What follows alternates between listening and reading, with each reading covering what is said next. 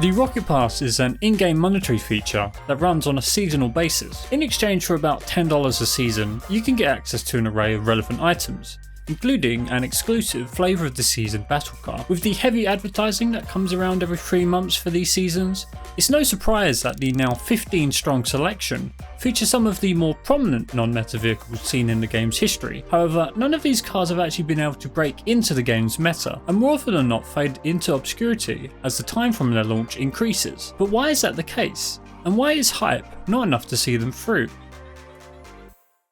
The origins of the seasonal monetary system we know more commonly as the Battle Pass can trace its origins back to Valve and Dota 2. Reportedly, Valve needed a way to fund the International, the game's yearly World Championship series. As a result, they created the Compendium, where you could complete challenges in exchange for items in-game, and buying into the Compendium would divert some of that money to the event. This is why Dota 2 handily raises some of the largest prize pools in esports, with recent years easily surpassing 20 million in total prize pool. In 2016, the feature was rebranded to the Battle Pass, and it wouldn't be long before one of gaming landscape's juggernauts, Epic Games, would adopt the system in 2017 and popularise it both in the public and corporate worlds. This practice has become especially prevalent with live service titles, which rely on being able to keep players supporting the game well after any initial purchase. It's no surprise then that Sonics would also adopt the Battle Pass late in 2018, calling it the Rocket Pass. The first 3 Rocket Passes were not aligned with the seasons.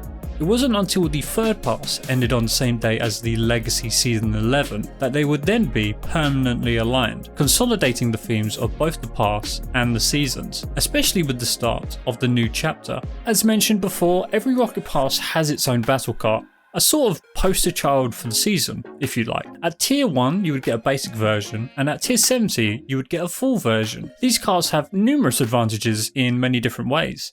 None of them mechanical of course, but in ways that would help them propagate socially. For example, unlike most other premium offerings like those mentioned in the previous video, these cars have practically zero customization limits, which certainly help them maintain relevancy as new decals are released. This is particularly interesting in the case of the new Season 8 car, the very real Honda Civic, which is one of the few licensed cars to have these options available. We'll cover the implications of this car a bit later in the video. The Rocket Pass cars are generally a much better deal than their licensed counterparts, which are often twice as expensive and don't come with any of the bells and whistles that are available with the Rocket Pass. If you play enough, the pass basically pays off itself with the return credits you can earn at certain intervals, which means that for those who are smart with their spending can essentially get every future pass for free. Playing beyond tier 70, which isn't particularly difficult in the 3-month window, means that you can also get coloured variants of the battle car, which are also tradable, meaning that there are considerably more Rocket Pass cars available in circulation than any other type of battle car. It's all well and good scoring well regarding accessibility and customization, but there are obvious reasons as to why these cars aren't prevalent in the meta, and it's a lot to do with their implementation. If you're looking for an Octane hitbox from the Rocket Pass, more often than not you're going to be left out.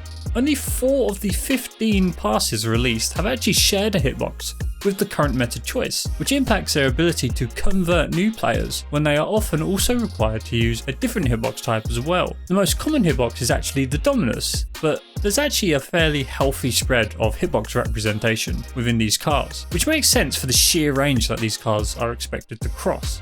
While having so many variants in circulation, as previously mentioned, is a strength of the collection, the fact that the car becomes inaccessible outside of trade once the season ends certainly limits its effective reach in the long run. It's not like these cars are going to get a rerun at any point either, unlike the more popular of the licensed cars, which means that once their time is up, the available pool becomes finite in nature. As much as I love my Artemis from the second pass, I know full well that it won't be making a comeback anytime soon, as there is both no supply and no demand for it. And since that is the fate for all Rocket Pass cars, they all sort of end up in the same place.